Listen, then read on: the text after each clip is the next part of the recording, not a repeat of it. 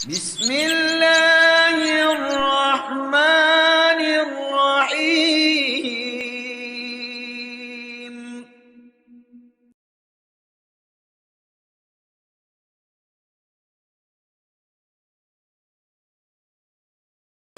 Alhamdulillah, mari kita memuji Allah, mengagungkan Allah, khususnya pada 10 hari yang pertama dari bulan Dzulhijjah ini, hari-hari yang amal-amal soleh di dalamnya paling dicintai oleh Allah Subhanahu wa ta'ala.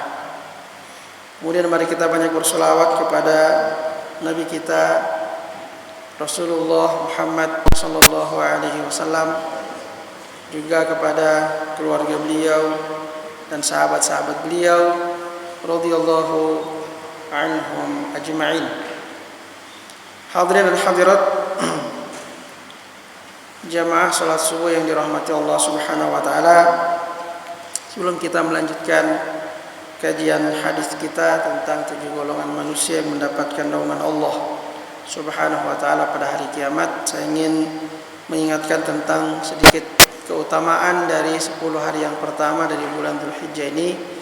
Kita sekarang berada pada tanggal 5 Dzulhijjah, pertengahan, atau kita sudah melewati setengah dari 10 hari yang pertama dari bulan Dzulhijjah.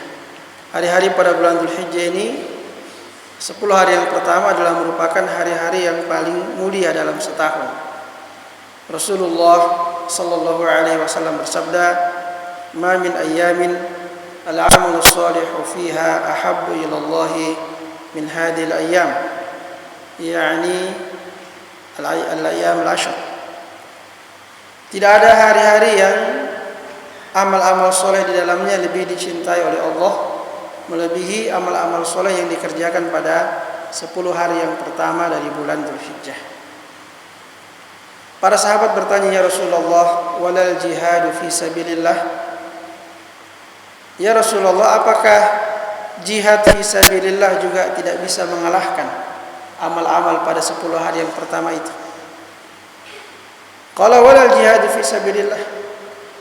Kata Nabi, iya, jihad fi sabilillah juga tidak bisa mengalahkan. Allah lebih mencintai amal-amal pada 10 hari yang pertama dari bulan Dzulhijjah daripada berjihad di jalan Allah. Maksudnya berjihad di jalan Allah di luar daripada 10 hari yang pertama dari bulan Dzulhijjah. Illa rajulun kharaja bi nafsihi wa malihi wa lam yarji' min dzalika bi syai'. Kecuali seorang laki-laki yang keluar berjihad di jalan Allah dengan membawa diri dan hartanya, dan dia tidak pulang dari jihadnya dengan sesuatu apapun. Tidak pulang membawa hartanya, tidak pula pulang membawa dirinya. Artinya dia gugur sebagai syahid di jalan. Itu yang bisa menyamai amal-amal soleh pada 10 hari yang pertama dari bulan Dzulhijjah ini.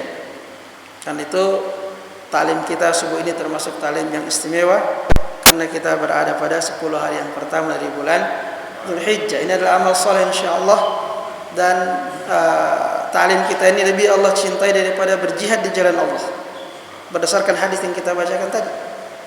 Ya, lebih Allah cintai daripada berjihad di jalan Allah, dan demikian pula amal-amal soleh yang lainnya. Karena itu kita dianjurkan memperbanyak amal soleh pada 10 hari yang pertama ini. Allah sampai berfirman dalam Al-Quran, "Wal fajri wa layalin 'ashr." Demi waktu fajar dan demi malam-malam yang 10. Sebagian besar ahli tafsir mengatakan malam-malam yang 10 yang dimaksud adalah 10 malam yang pertama dari bulan Dzulhijjah.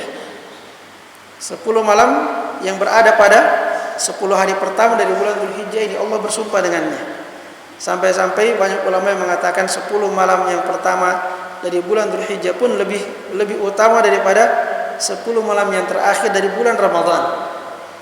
Ya, karena pada bulan Ramadan sebenarnya hanya 1 malam yang utama, itu malam Lailatul Qadar. Cuma karena kita tidak tahu kapan Lailatul Qadar, maka disunnahkan menghidupkan 10 malam yang terakhir seluruhnya, supaya salah satunya dapat Lailatul Qadar. Tapi 10 hari pertama dari bulan Dzulhijjah ini, pagi, siang, sore, malam seluruhnya amal-amal soleh dalamnya lebih Allah cintai daripada berjihad di jalan Allah Subhanahu wa ta'ala.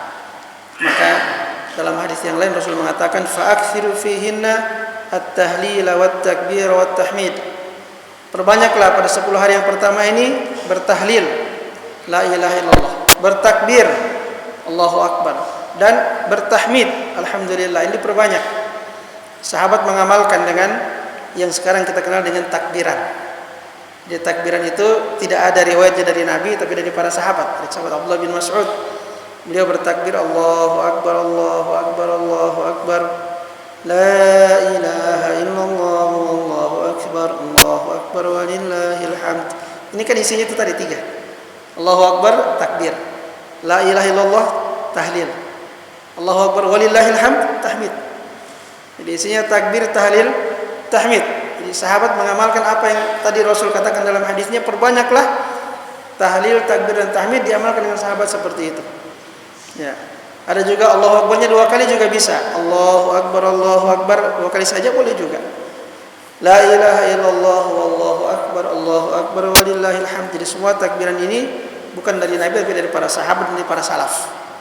Ya, ada juga dari sahabat Ibnu Abbas juga berbeda takbirannya. Allahu akbar, Allahu akbar, Allahu akbar walillahil hamd. Allahu akbar wa ajal. Ya.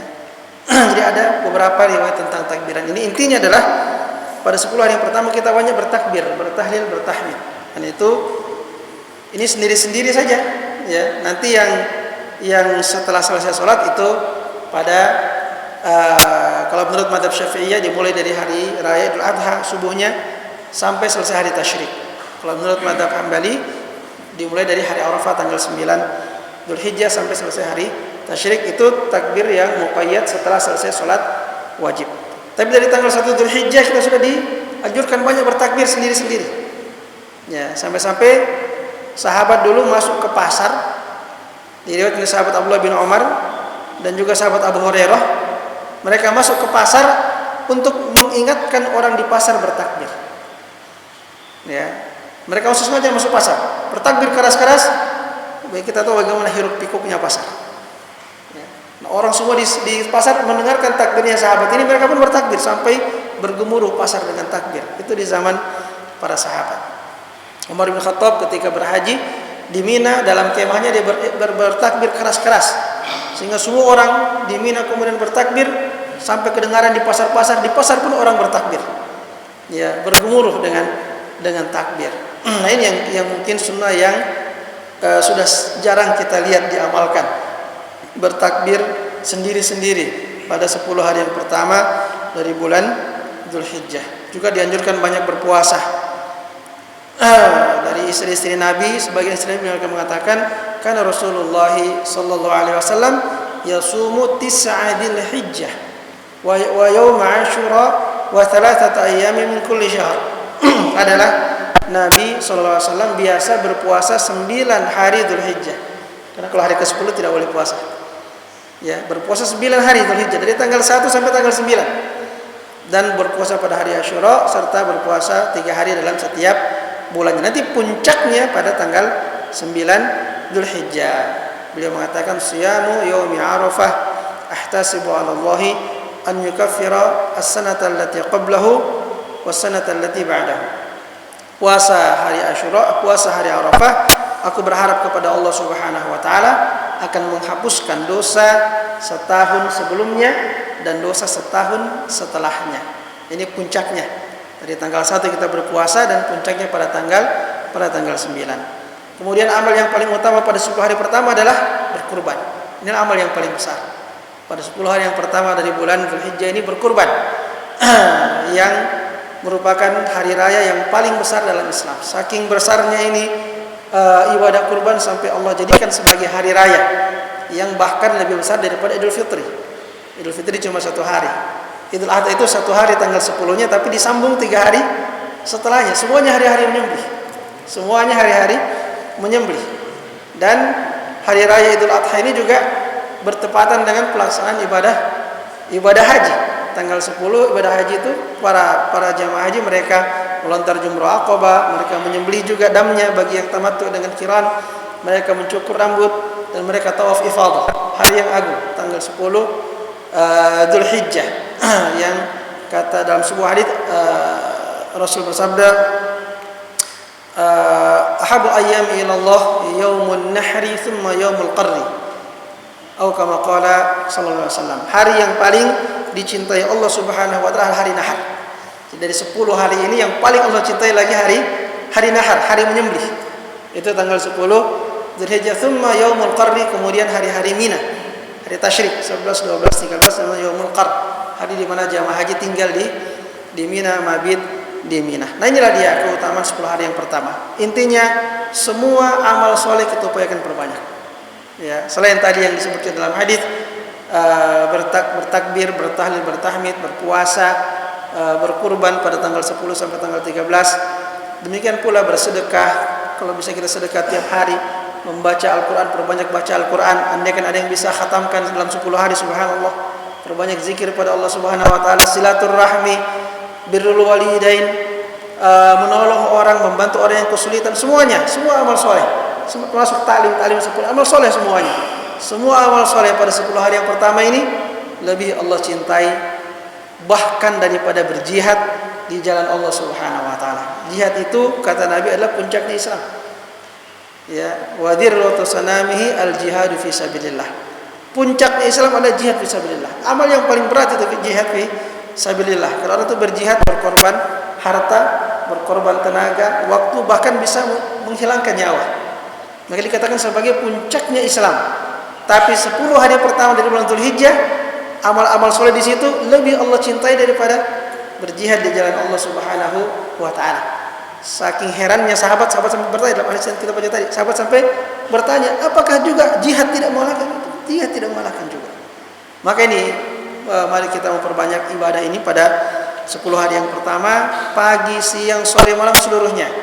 Waktu untuk kita memperbanyak ibadah, memperbanyak amal soleh yang mudah-mudahan Allah menerima amal kita dan memberikan pahala yang sangat besar dan berlipat ganda di sisi Allah Subhanahu wa taala.